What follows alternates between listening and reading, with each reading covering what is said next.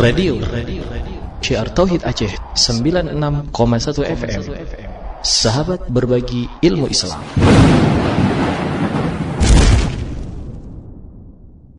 Bismillahirrahmanirrahim. Assalamualaikum warahmatullahi wabarakatuh.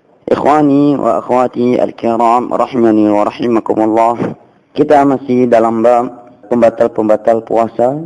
Kita telah mengetahui hal yang dapat membatalkan puasa secara nas, Al-Quran, sunnah dan ijma'nya para ulama, yaitu 3 perkara: makan, minum dan jima'.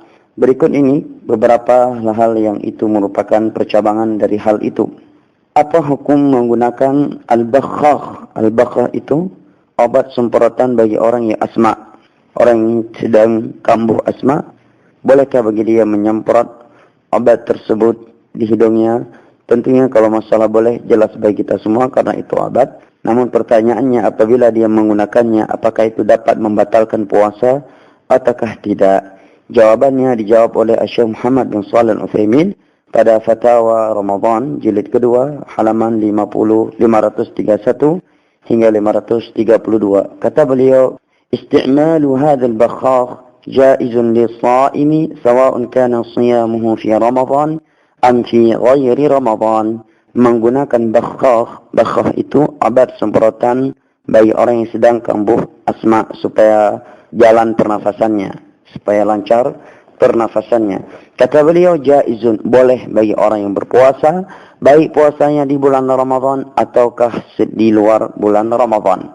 Dikarenakan bakhakh tersebut, semprotan tersebut tidaklah sampai kepada lambung yang itu sebagai makanan, dia hanya sampai kepada pernafasan semata. Kata beliau, wa ma'lum anna al-asla sihhatus shaumi, merupakan hal dimaklumi hukum asal puasanya sah hatta yujada dalilun 'ala al-fasadi min kitabin aw sunnatin aw ijma'in aw qiyasin sahihin. Karena puasa tidak boleh kita katakan batal dengan sesuatu kecuali sesuatu tersebut ada dalil dari Al-Quran, As-Sunnah, sepakatan para ulama atau qiyas yang sahih bahwa hal itu dapat membatalkan.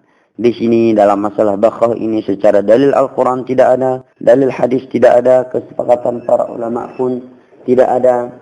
Kemudian secara qiyas pun dia tidak masuk ke dalam qiyas makanan dan minuman. Maka dari itu para ulama menerangkan bahwa hal itu tidaklah membatalkan puasa. Berikutnya, orang yang telah kita ketahui hal-hal yang membatalkan puasa tersebut apabila dilakukan dengan sengaja. Adapun orang yang melakukan sesuatu pembatal puasa dikarenakan lupa, maka hal itu tidaklah membatalkan puasa. Karena sebuah hadis yang sahih, Nabi SAW bersabda, "Man nasiya fa'akala fashariba wa akala fa innama razaqahu Allah." Barang siapa yang lupa, akhirnya dia makan dan minum, maka sungguhnya itu merupakan rezeki yang telah Allah anugerahkan kepadanya. Maka ketika dia ingat, dia hanya melanjutkan puasa tersebut. Nah, sekarang permasalahan berikutnya, dia makan, dia lupa, akhirnya makan dan meminum. Setelah makan dan minum baru dia ingat, ya Allah, saya puasa rupanya. Maka dia pun menyangka bahwa puasanya tersebut sudah batal. Padahal enggak batal karena dia makan dan minum karena lupa. Sekarang dia lupa, akhirnya makan dan minum. Setelah dia makan baru ingat, ya Allah, saya tak puasa kok malah makan dan minum.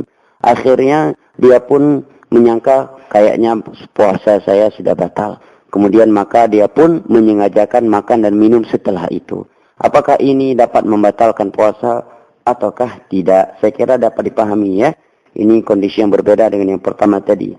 Sebagian para ulama menyatakan batal atau yang kedua menyatakan tidak. Yang rajih batal karena makan yang keduanya dia telah menyengajakan. Tatkala dia meragukan hal itu membatalkan ataukah tidak, maka wajib bagi dia mengqadha suatu hari di luar bulan Ramadan.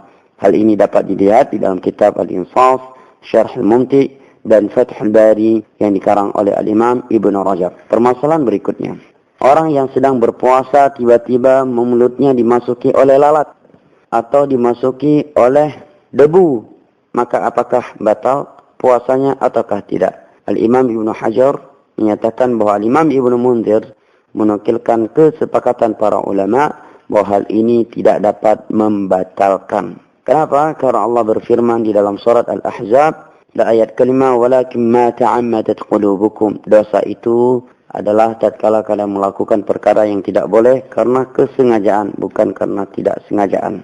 Baik.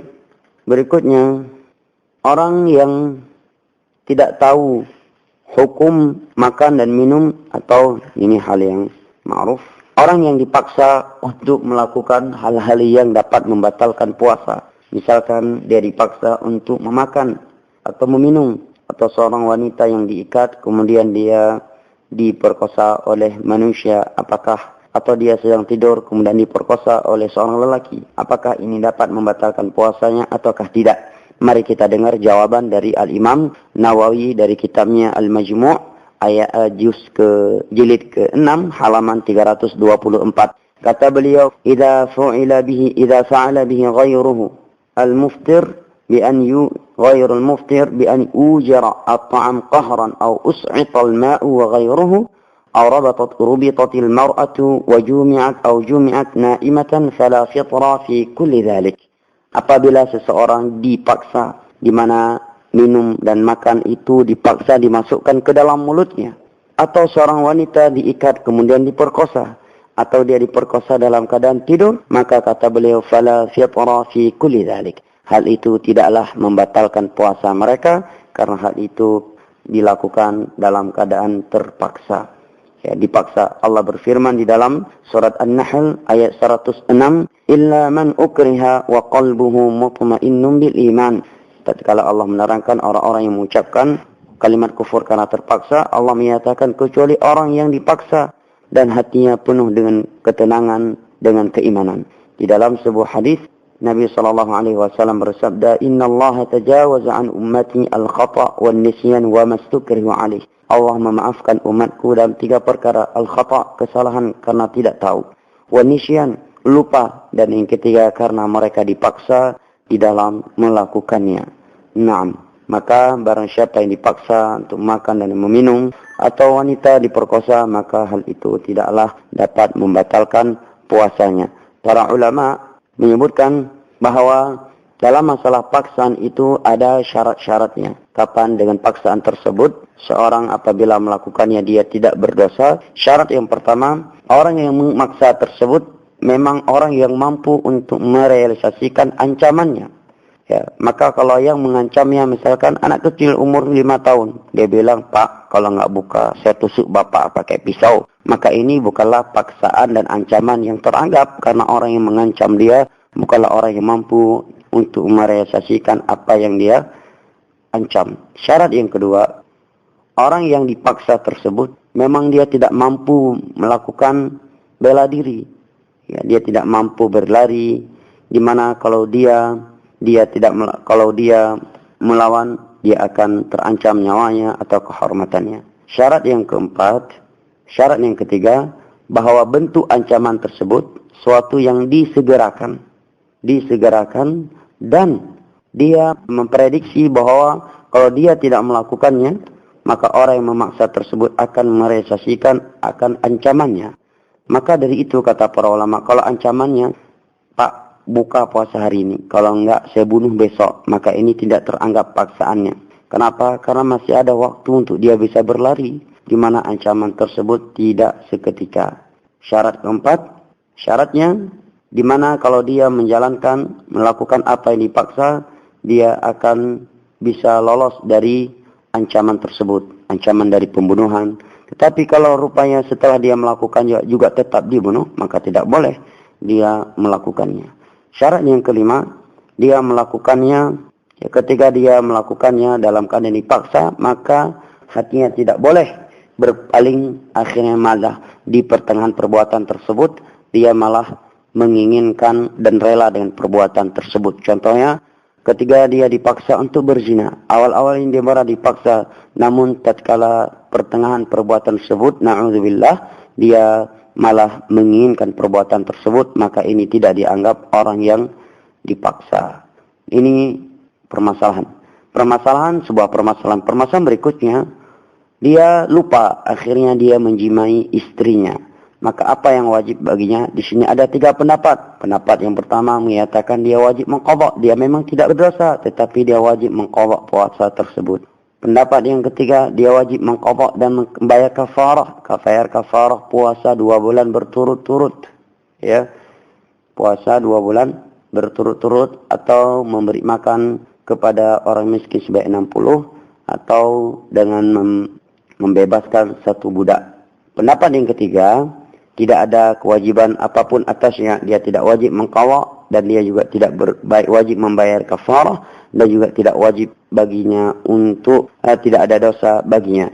Ini pendapatnya Imam Mujahid, Hasan al-Basri, Imam Syafi'i, Imam Abu Hanifah, Ishaq, Imam Abu Daud, Imam Ibnu Mudhir, dan ini pendapat yang dikuatkan oleh Al-Imam Ibnu Abdul Bar, Syekhul Islam Ibnu Taimiyah dan para ulama yang lainnya.